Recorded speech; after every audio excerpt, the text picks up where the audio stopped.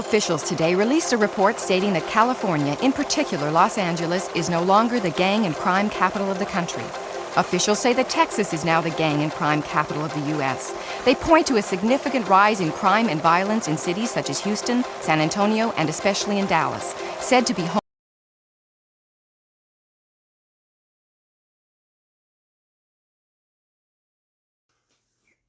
All right, y'all, back to the Peter Weestraw Show. I told y'all I was going to give y'all two tonight, man. So this next one going to be story time.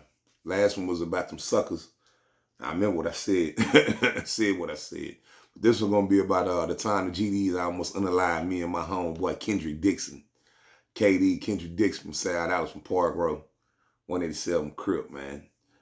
And this story time going to take place way back in 1994. 1994.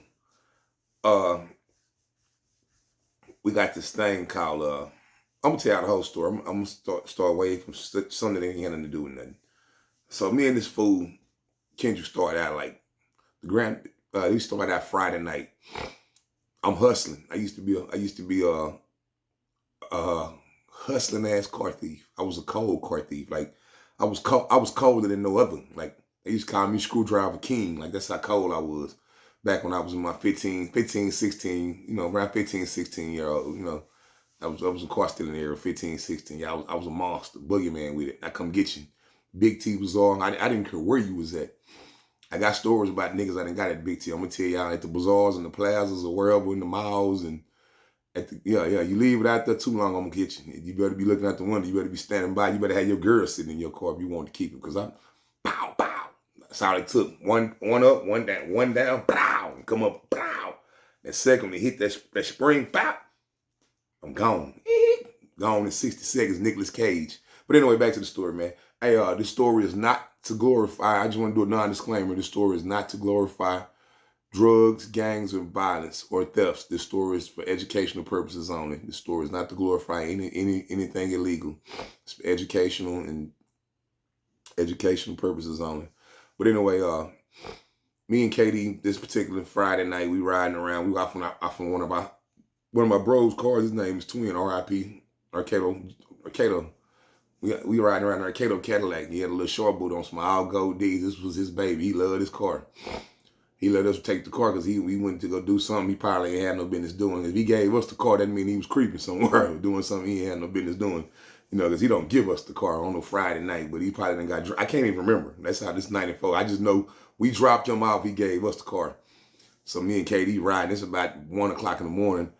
And I tell him, I got a lick. I know a chop shop. The chop shop will bring they'll buy every 1,500 that we bring to them. When I mean by 1,500, I mean it's GMC or Chevrolet 1,500 step-side pickups. This was back in 1994, 95. They had the Chevrolet step-side 1,500s. They were like the 1990 models, 91 through 95, I think. Whatever year, anyway. I could get paid $1,500 for each one I bring, and I had already, I was cold. I was already taking the cars to him. So he was like, well, man, let's go get two of them. You know what I'm saying? Like, you drive one, I drive one. You know what I'm saying? I get 1,500, you get 1,500. I tell him, well, come on, let's go. So I take them to some undisclosed apartments in Mesquite. I'm not going to say where. Well, that statute of limitation gone anyway, because this was 1994. This was up 20-some years ago. But anyway, he was in Mesquite. And I knew where Cherry Red one was. Cherry Red with like some hammers on, like some 5-star, big old 15 by 10 5-stars on, nasty. Cherry, that red that fade to that black cherry that fade. Yeah, jamming. I'm like, I know I can get more than 1,500 for that. I can get me about 3-4 bands for this one. So I go over there back then on the 1,500. I didn't play with the window. You couldn't flex the window. Flexing the window means stick the screwdriver in the window, you know what I'm saying, and bend the window back and then you can stick your arm in and unlock it. Well, you can't flex them 1,500s.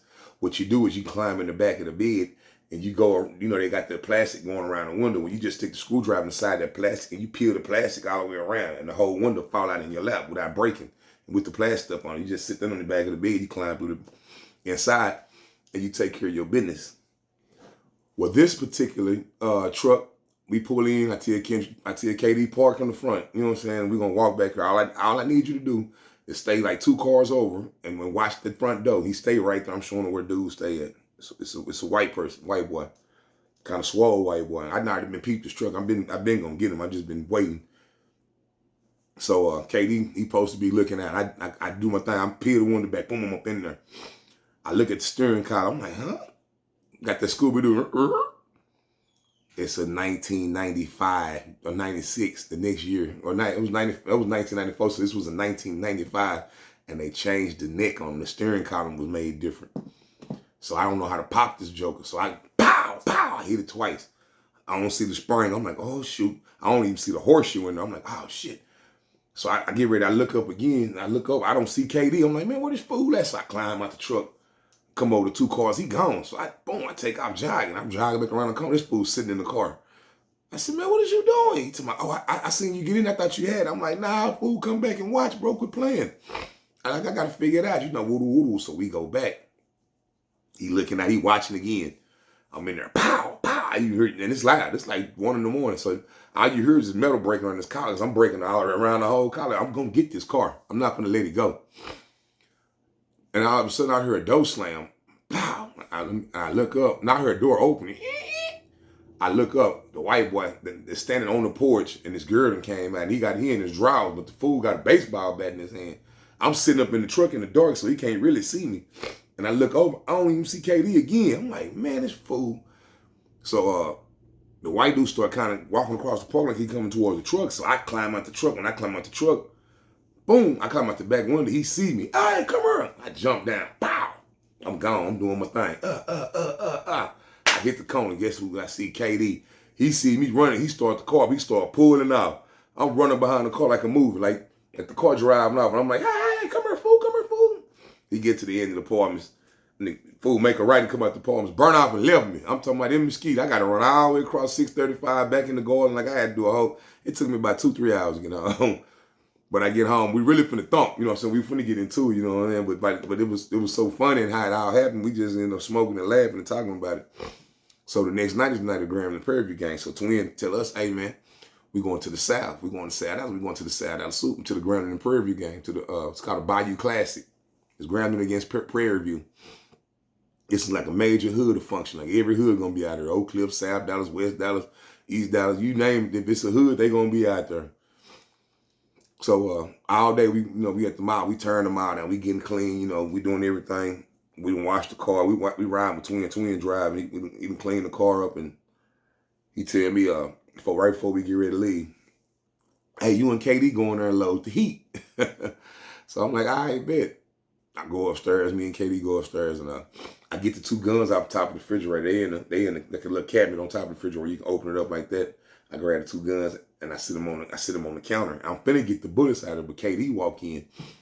He like, say y'all ain't got no lunch meat in there, bro? I'm like, yeah, it's some lunch meat in there. So I get the lunch meat out. So when I get the lunch meat out, he like, where the chips at? So I'm like, the chips in the cabinet. So he grabbed the chips. Next thing you know, we start making sandwiches. So we done made the sandwiches. We putting the banana, making sandwiches. I hear bro outside, man, y'all come on before I leave, y'all. Y'all better hurry up. So he like, man, come on, bro. I just grabbed the 2 pills. I hand them Twin. Twin had like a 4.5. I hand them Twin 4.5. I'm like, here go bro gun. And I had the 3.8. I put the 3.8 in my drawers. Run downstairs with the sandwich in my hand. Ain't thought nothing about no bullets. Jump right in the car. Boom. Shoot to the south. No. We went to the north first because it was still kind of daylight. We rode around the north drinking and kicking it with our partners, you know what I'm saying? Partners we had out there with TB and everybody else. And we trying to get out on them to look up and come out there, but they saying like Flim and all them other boys saying they coming later. It was Flim, TB, DeLeon. It was just the whole hood. The whole hood said they was coming later on when the sun go down. They were gonna come out there. So we get out there like dusk dark, and we pull up at McDonald's right there by Shell. Twin say, "Hey man, don't let nobody lean on my car, bro. You know what I'm saying? I'm finna sit on this side. Y'all just watch the back side.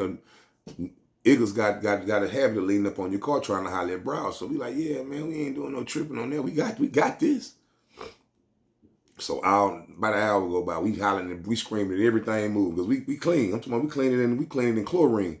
And we riding these all gold days. Twin had all gold days on this Cadillac. So they don't know who car it is. You know what I'm saying? You know how I go back in the game. We lean up against the car and snatching brows, just walking by. We getting phone numbers. That was the thing back then, to get a whole bunch of phone numbers, try to call them at the end of the night and go splack something. You know how it go. Or splack something in the morning. Really trying to splack it that night, later on that night, but get a bunch of phone numbers, and as time go by, it's getting later and it's later and it's later. Now it's so packed, you can't even drive in and out of the shell up there. We was right there by the McDonald's wasn't even there yet. It was just the gas station was right there. Yeah, McDonald's wasn't even over there yet. It's the old one, how it used to look back in the 90s, back in the early 90s. So we sitting on the car and twin say, hey bro, I'm about to go off inside the gas station. I'll be right back. So we like, cool, go on and go in the gas station. We both sitting, me and KD, both sitting in the front of the car, like where we can see the gas station door. And we talking, we started screaming at women. So bro come back out about 10 minutes later. When he come out, he mugging. Man, what man, y'all tripping, bro? Look, y'all got niggas up on my car. Woo, y'all ain't paying attention. We turn around and look, it's a dude back there leaning up on the car talking to a chick. He got his arm on the car like, yeah, little mom, you know, woo, he rapping. So twin walk back there. Now y'all gotta remember, twin them, I get bro them by 5'5". They ain't that tall, you know what I'm saying? Right, I'm 6'2", and they right here on me, you know what I'm saying? But they got the hard, these boy got hard some lines, hard elephants. They 6'2", but they hard, they tend to. So he walk up to the dude. Dude taller than me. Dude probably was about 6'4". Twin walk up to him, start laughing. Yeah, saying something. He working his head. Yeah, gangster. Yeah. I see you. You know what I'm saying? You up on my car. You know, woo, you want to handle that. We want to handle that. You want woo. So the dude like, oh, you want to handle it? Like, yeah, we gonna handle it. And the dude like, okay, I see you, little gangster. I recognize gangster. The gangster. This GD. This Chicago GD. Yeah, from the Midwest GD. So twin like, I don't bang. We don't gang bang down there. This just Dallas, Texas, homie. I don't give a damn about no GD, no folks, no GD, because dude hitting us up with the 4. He's like, yeah, this GD, folk nation. You know what I'm saying? Blah, blah, blah, blah. He throwing up the 6s and everything. And we just looking at him. And so he say, all right, I got something for you. So he take out walking, bro, like, I got that heat. You got the heat. I'm like, yeah. So KD had the 4.5 on my open the door. I grabbed a 380 that was under the seat. Twin said, how many, you load them full of bullets? And I'm like, ooh. He said, you load them up? I'm like, hell nah. He like, you ain't load them guns? I was like, hell nah, bro. We started making sounds. So now he hot, he going out. I popped the clip out the 380 and looking, I got 3 bullets in the 380. That's it, 3 bullets. I close it back, cock it. I said, these 3 bullets going to, you know what I'm saying, scare attack them. Pop one on me, hit 2 or 3 on me. We're going to burn rubber. I'm like, KD, how many bullets in the 4.5? KD opened the 4, pulled the clip out the 4.5. He got 2 bullets in the 4.5, so we got a total of 5 bullets. And as we looking up, one of my other partners walked up. I want to say it was Bernard Lagucci. I think that's one of my other partners at the hood. Free my nigga, man. I think he got an elbow. I think he murked something. He laid something down too. I think he just got a fresh elbow. He got some weight. He got a lot of time. But anyway, he walk up and he like, man, what y'all got going on, man? Look, he start pointing out. Look, they all getting behind cars with guns. And we start seeing people like right in front of us, like 4 or 5 people that got behind cars, like leaning beside cars with chopsticks and pistols. And on the right side of us is people with guns. On the left side is people with guns. And dude coming towards us, the one that bro get into it with, he walking up like, hey, what's up, little gangster? Hey, you still feeling like you feeling? As he walking up, he had on some basketball shorts. I remember like yesterday, like some basketball shorts on with like some Fila. I probably remember the Fila high tops with the straps around him. He had them on with like a basketball jersey. And as he walking up, now all of a sudden his basketball shorts is falling. He trying to hold them up with one hand, and one side of the basketball shorts is leaning to the right and falling down. So I'm like, pistol, nigga, pistol, heating. So I'm finna get ready to pull a blick at it. I'm getting ready to pull a blick out. Twin grabbed my arm and he pointed at the dude across from us with the K. Dude cocked the K. So Twin like, nigga, get out of here. He jumped in the car. When he jumped in the car, he started backing up. We can't go nowhere because it's bumper to bumper traffic. So Twin back up off the curb. When he back up off the curb in the traffic, the dude say something to the people, or they start running towards the cars. I'm running behind the Cadillac like I'm the president in the car. And I'm trying to get down beside and hide so to deflect the bullets because I'm on the other side of him. And KD done jumped in. I'm still running behind the car because we can't go nowhere. It's bumper to bumper traffic. So finally, when the light turned on Robert Cutting, I jump in the car. And we smash out. Come back to Garden, boy. Bro was hot. He was hot. Y'all ain't got no but 5 bullets in the gun. Woo, woo, woo.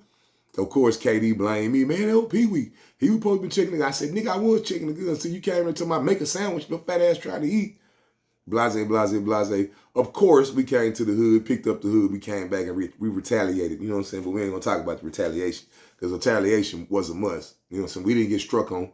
They didn't one shot fire, no swing get swung. But it's the point you showed us out on Blix and you put the fear in our heart. So we had to go get the squad and come back. And of course, we came back, we caught them boys in Annie and we showed out. We done the Y2 at Annie. But hey, man, that was just a quick story time about how them GDs almost got us, some Chicago boys down there playing in Dallas, Texas. We shouldn't have been playing. We should have been ready. But, you know, at the same time, I just tell you, I was 94, so I was, what, 15, 14 years old, you know. That's how it go. Till the next time, peace.